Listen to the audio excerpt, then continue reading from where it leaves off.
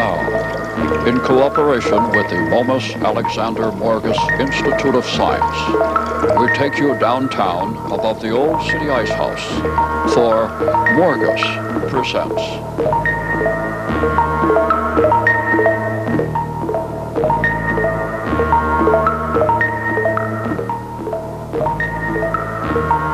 They'll probably think it's some kind of a tent. Oh, look, busy. Good evening, friends of science, those of the higher order, professors, because I know you're watching, and especially you ex-students who stuck through college with a history major. I'm sorry to say your diploma students may be rendered useless by the time the night is over. You see, many of the events you have read about in history may be the figment of some historian's imagination. But how else could we possibly know without making direct contact with the eyewitness in history? Well, stand by. In a moment, I, Morgus, am going to take pleasure in shocking the entire scientific community by unveiling what most scientists consider a science fiction fantasy. A time machine. Go ahead and laugh. That's right, a time machine. Let me assure you, no one in the science world thinks this is possible. Believe me, everybody laughs at it. Well, they gave up on the goal line. You see, the human body is a time capsule. That's right. It's a time machine. There is a link to history in every one of us.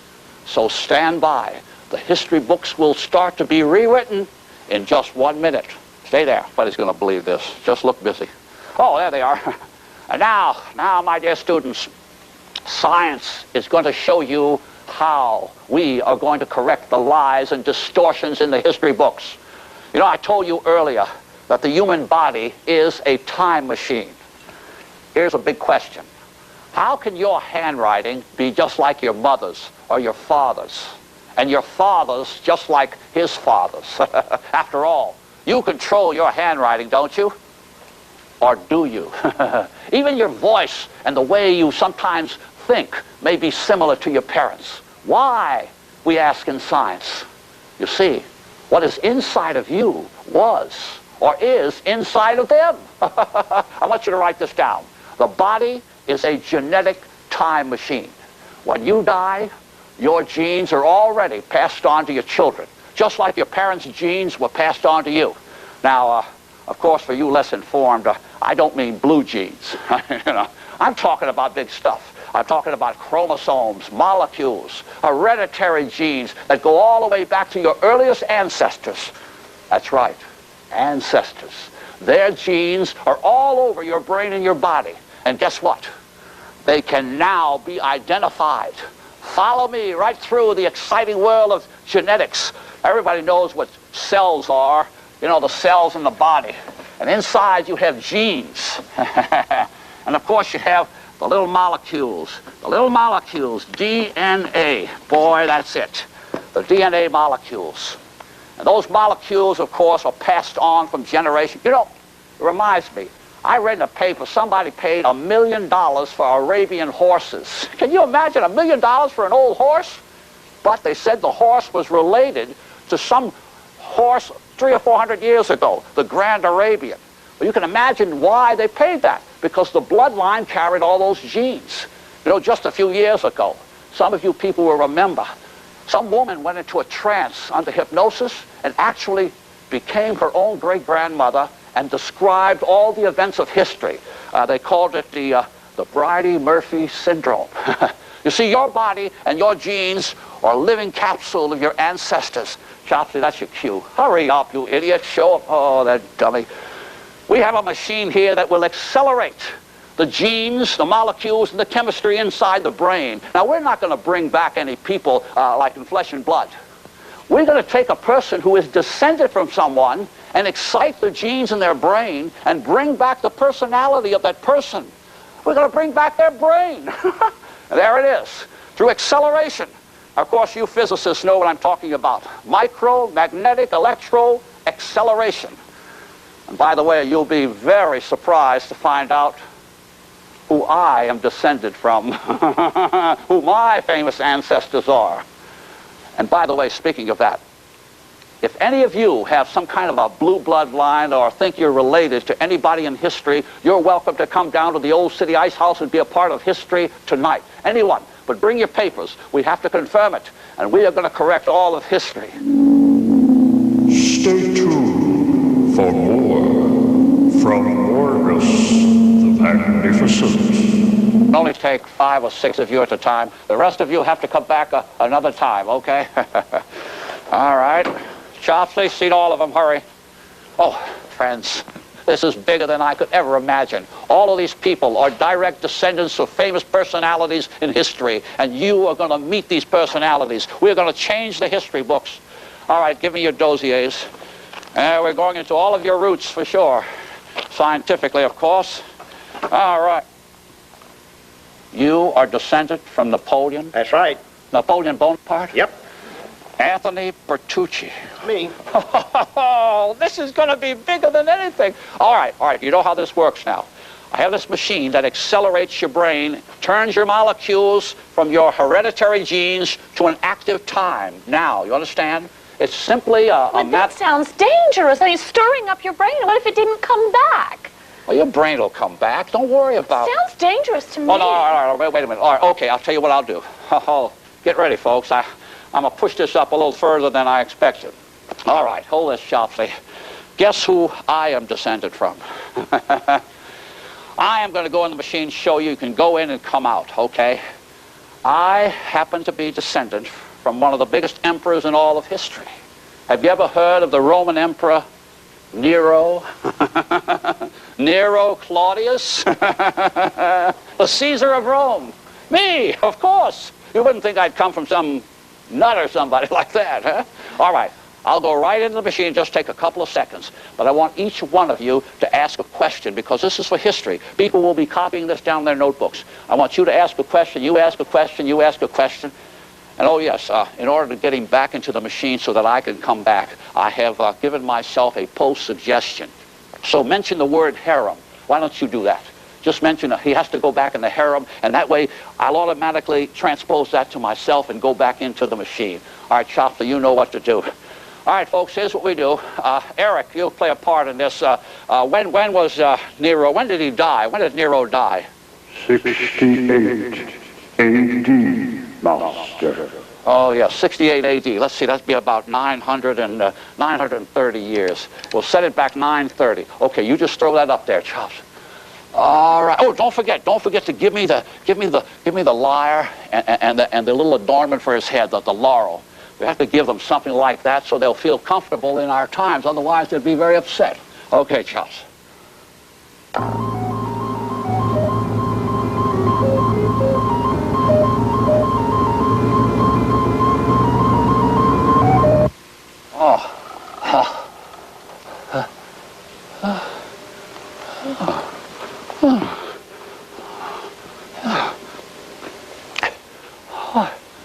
I'm Nero.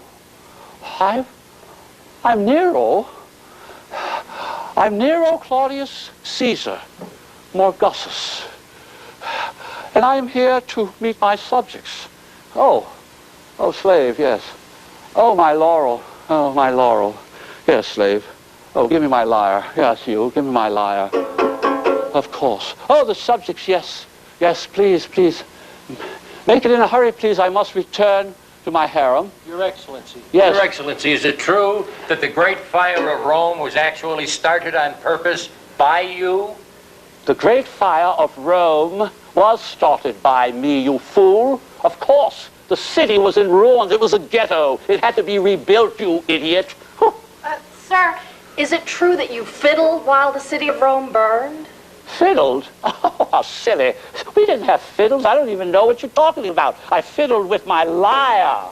Oh, how stupid. Hey, Your Highness, is that true you blame the Christians for starting the fire? The Christians, of course I blamed them for starting the fire. Those Christians, they would never come to my concerts. That's the problem. Your Excellency, you must return to the harem. Oh, the harem. Oh, the harem. Oh, yes, they are waiting for me. They are waiting for me. Slave, they are waiting for me. Hurry, slave.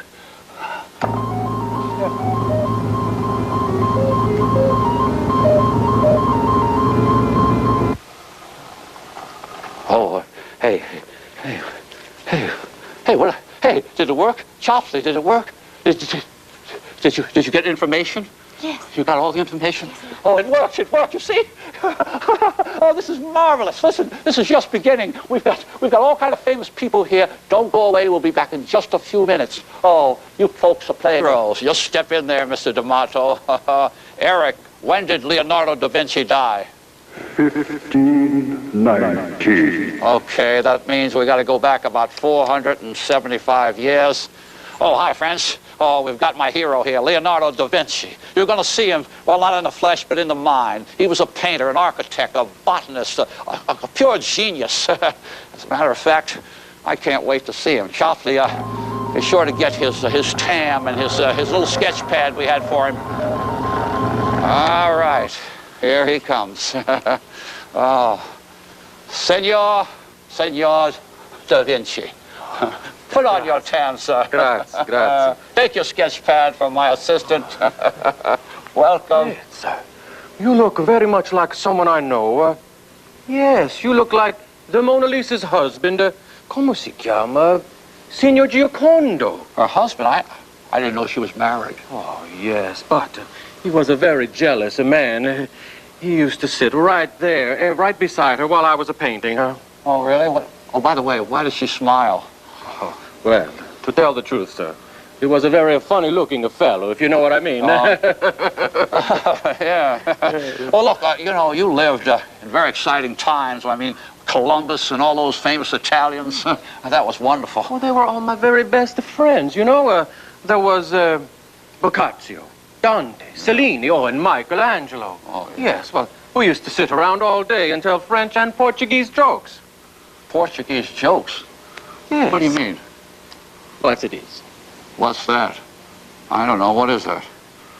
It's a Portuguese adding machine. 1, 2, 3. Yeah. I've heard that one. Yeah. Well, look, I tell you what, why don't you just sketch our distinguished guest here, and I'll get to the ladies over here. Oh, really something. Now, let's settle our little difference, ladies. Let's take Miss Smith first. Well, that will be fine. I can't wait to see this. All right, Miss Smith, you step right into the machine, and we're going to meet Isabella, Queen of Castile and Aragon. Let's see, when did she die, Eric? 1504. Oh, let's see, that'd be have to go back about 490 years. All right, let's see now. Chopsley, get one of the adornments for the Queen, please. All right. That ought to throw it back. Now, Her Majesty. Her Majesty, welcome to my quarters. Give her the adornment, Chopsley. Ferdinand, is that you? You know, I don't see very well. Ferdinand. Oh, good heavens, who are you? I'm Morgus the Magnificent. As a matter of fact, Chopsley, bring some glasses here. Glasses? Here. What do you mean glasses? Yes, I want you to try these on, Your Majesty. Just put them on your face here like that, you see? You clever man, how wonderful. Yes. I haven't seen this well since childhood. You shall be rewarded. Thank you. She is an imposter. She's not Queen of Castile or anything else. She's a fraud. Scullery maid, take her away. Oh, no, wait a moment. You stand here, Mrs. Crenshaw. Your Majesty, you just step over here just a moment. I'll solve this. I'm sorry, Miss Crenshaw. You just step right in here, please, and we'll find out right away. It's all set. You just relax right there. Oh, here comes another queen. All right. Get another adornment or a scepter or something, Chopsley. All right. Okay. Imagine 2 queens from the same genes. Oh. Your Majesty, Queen Isabella, I want you to meet Queen Isabella. Queen Isabella. Oh, Your Majesty. Oh, I was cleaning the chamber, like you said, like always, Your Majesty. I'll just keep cleaning. Yes. A chambermaid? She's a chambermaid, Queen. I mean, this is a little surprise here. Well, we got a little something developing here, folks. Why don't you run back for a few minutes, and we'll be back in just a little while. Well, Your Majesty, believe anything you tell me. Well, we're going to clear up these lies about my family once and for all. Okay, Mr. Arnold, you just step right into the machine. Eric, when did Benedict Arnold die? 1801. Oh, let's see, 1801. I got to go back about 200 years. Oh, hi there. Well, friends, we have Benedict Arnold descended here. Stand by, stand by. This is really exciting. We're going to find out whether he's a traitor or not. Chopsley, be sure to bring a wig over here. All right. Here he comes. Well, sir. Oh, your wig, sir. I suppose you are Benedict Arnold. That is correct, sir. Uh-huh. I have a question or two. I'd just like to know if it is true that you were caught red-handed, sending messages to the British and trying to surrender West Point. That's not true, sir. I was framed. It's all a lie. Oh, really? Oh, really? How's that you became a brigadier general with the British and burned the city of Richmond? Well, sir, I had to make it look good. I didn't want the British to think I wasn't on their side. Oh, that's very clever. Uh-huh. Well, I don't know whether this is true or not, but why don't you make yourself at home, General? I have someone you may want to meet. As a matter of fact, Mr. Bertucci. Oh, Yeah. Oh, I want to meet you for sure, so you step right in there. Napoleon Bonaparte. Oh, when did Napoleon die, Eric? 1821. All right, I'll just go back about 170 years and get ready to meet the little corporal. Chopsley, get the tricorn hat. And, Eric, you know how to give him a little introduction, don't you? General. Welcome, Your Excellency. I want you to meet my assistant over here who gave you that introduction.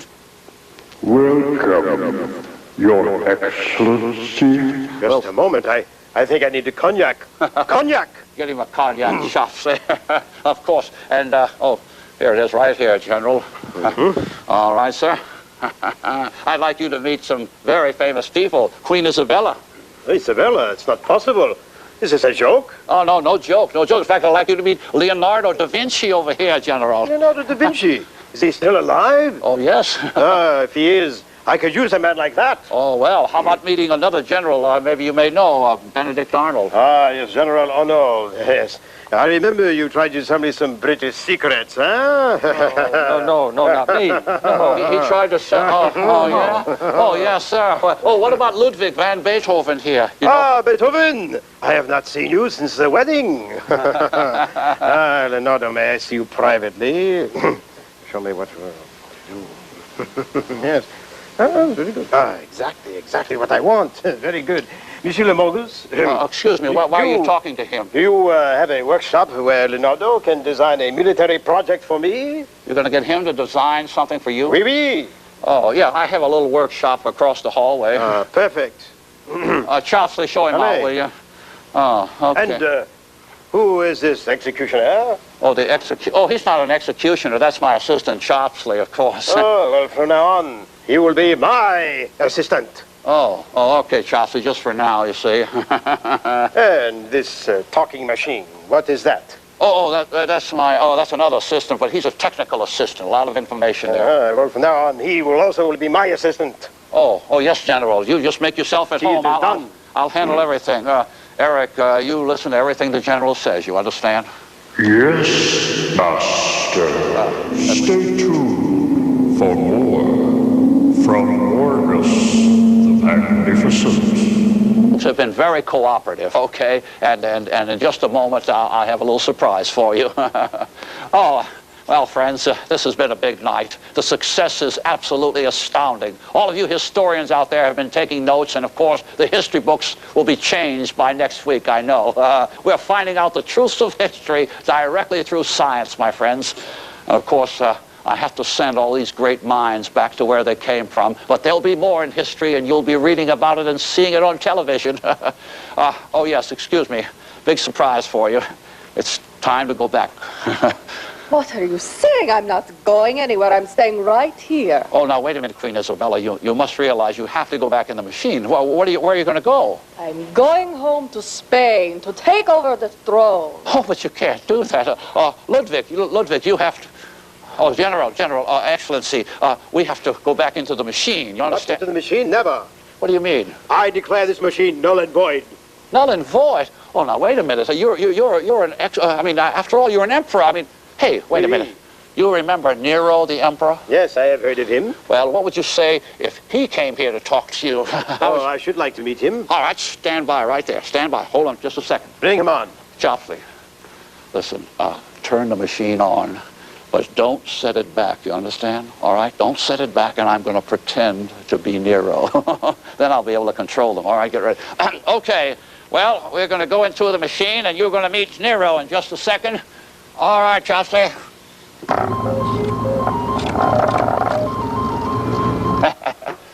Oh, I am Nero. I am Nero, Caesar, Claudius. Oh, my laurel here. Assistant, go and fetch Leonardo. Well, Monsieur the Emperor, I have some questions I would like to ask you. Oh, of course, you're speaking to the Emperor of Rome. Ask any question you wish. Is it not true, Monsieur the Emperor, that you and your mother poisoned Claudius I and his son Britannius so you could get closer to the throne? Well, listen, I'd poison anyone to get that throne. That was a very big empire. And after that, you did away with your own mother and your wife, Octavia, so you could gain complete control of the empire? Well, of course I did that. You know, it's a normal thing back in those days. Of course, you never came to trial for any of these murders. Oh, well, of course, I'm the emperor. Why should I go to trial? All right? Well, now you are under Napoleonic law, and you shall be punished under the Napoleonic Code. Oh, now, wait a minute, sir. You've got to... Wait, no, look. I was just pretending. I'm really not Nero, and... What? I'm Morgus, and you're not even Napoleon. That's not right. Napoleon. Treason. Leonardo, bring it in. What are you talking about? Come on. Wait a minute. Citoyen. What is he doing? Seize him. Hey, Seize him. Take the villain. You got Bring him down. Hey, wait a minute, guys. This is... That's it. Take him down. Get control of him. Hold him. Do not let the villain get away. Prepare to die for treason. Hey, you're making a mistake. Prepare to release him, Leonardo.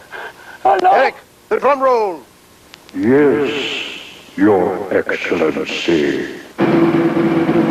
Release.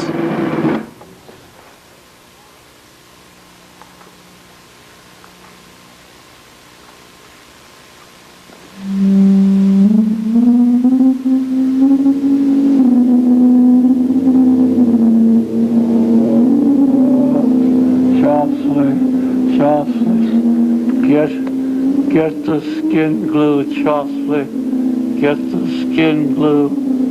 Hurry, Chopsley. Tune in again next week at the same time when Morgus the Magnificent takes us into the realm of science.